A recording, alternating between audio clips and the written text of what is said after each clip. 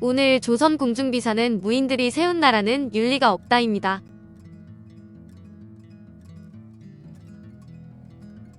조선 개국 이후 개국 공신들 가운데 무인들은 자기 공을 내세워 여러 여인들을 취했는데 얼굴이 반반한 여인들을 서로 취하려고 해서 공신들의 윤리 문제가 큰 화두로 등장했습니다.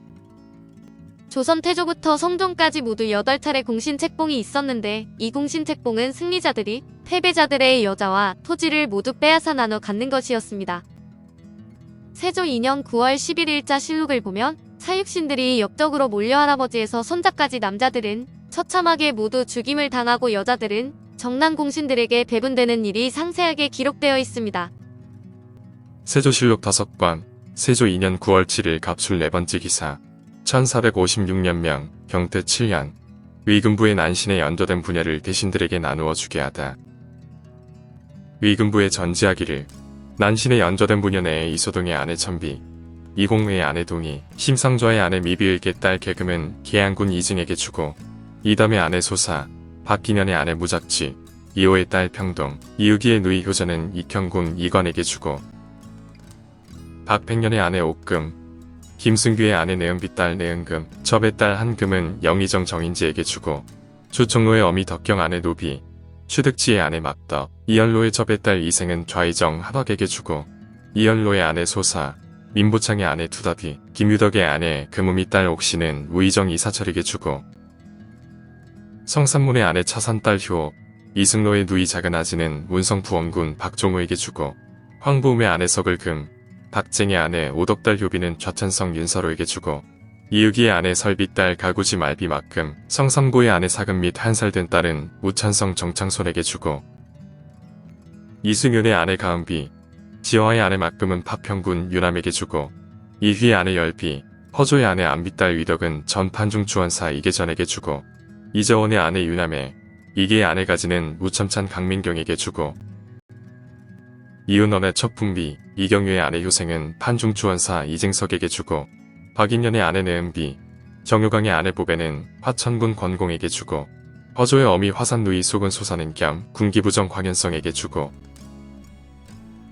원저의 아내 계비딸 순비는 후군 최윤에게 주고 조선생의 아내 가질비, 김선지의 아내 내은이 딸 가해지는 전 부사직 이문가에게 주고 이석정의 딸 감상, 추면의 누이 막비는 도승지 박원양에게 주라 하였다. 야사에는 신숙주가 단종의 왕비 송씨까지 탐을 했다는 이야기도 있어 사람들을 경악해 했는데 조선시대 공신들이 모여 잔치를 하는 것을 회맹이라 불렀습니다. 그들은 친목을 다지고 형제자매와 여자들도 서로 나눠 갖는다는 의미를 갖고 있어 이런 폐륜들이 벌어진 것입니다.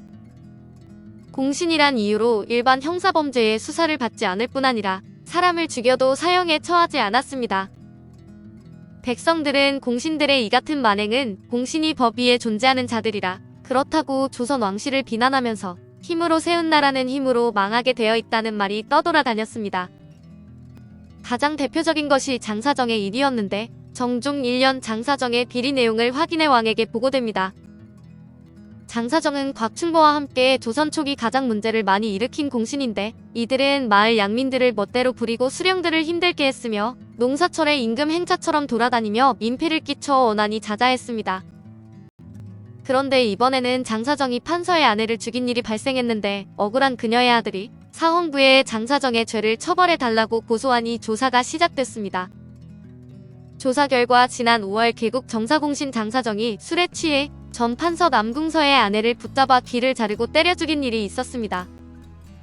두 사람은 내연의 관계였고 남궁서의 아내가 다른 사내와 바람이 났다는 이유로 장사정이 사람을 죽였다는 것입니다.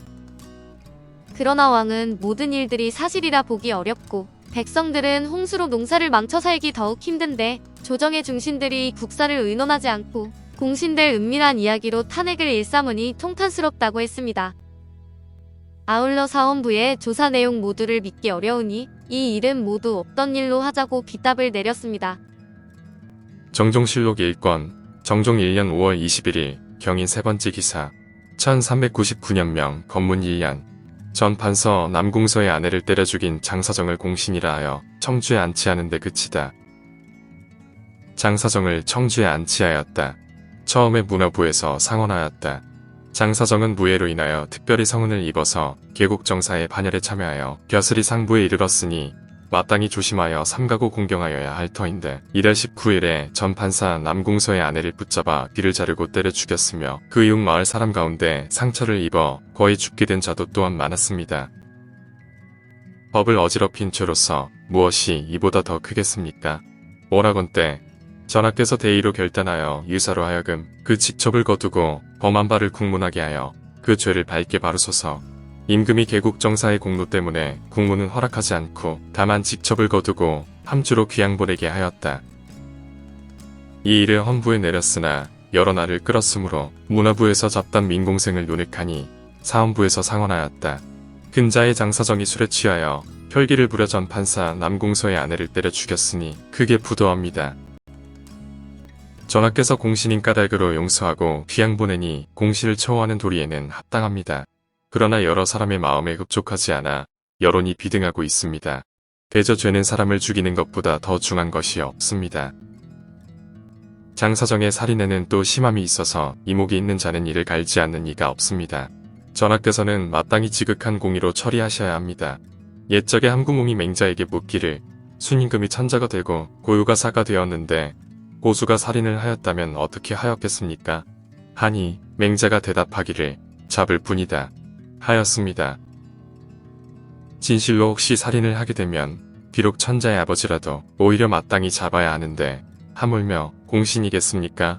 장사정이 험하고 잔인하고 포악하고 배려하여 공을 믿고 방자히 굴어 백주 대낮에 큰 거리 한가운데서 삼품관의 아내를 마음대로 죽였고 또 육마을 남녀 우익인을 매질하여 임신한 여자가 거의 죽기에 이르렀으니 장사정은 어떤 사람이기에 감히 이와 같이 합니까? 왕법에는 반드시 추살하도록 되어 있으니 마땅히 극형에 처해야 합니다. 다만 공로가 있다 하여 직첩만 거두고 함주에 귀양 보내니 장사정은 머리를 보전하게 되어 다행이지만은 한주는 왕조의 자취가 일어난 땅이니 죄인을 둘 수 없습니다. 바라건대 유사로 하여금 가산을 정몰하게 하고 바다의 섬에 옮겨두어 종신토록 벼슬길에 나오지 못하게 하시면 사항과 공의에 모두 합할 것입니다. 임금이 윤허하지 아니하고 다만 청주에 옮겨두게 하니 형조에서 상언하였다. 장사정이 감히 사사분풀이를 하여 나라법을 범하였으니 헌사에서 아른 바에 의하여 불의를 경계하소서. 임금이 또한 윤허하지 아니하였다. 장사정 뒤에 이방원이 버티고 있어 그를 중형에 처하지 못하고 있었는데 대간들과 많은 신료들이 연일 그의 죄를 탄핵하는 상소가 빗발치자 그를 청주로 유배 보내는 선에서 마무리했습니다. 장사정은 조사를 더하니 이웃마을 임신한 여인들을 발로 걷어차 유산시킨 일들도 터져나왔지만 더 이상 죄를 묻지 않았습니다. 오늘 조선 공중비사는 무인들이 세운 나라는 윤리가 없다였습니다. 감사합니다.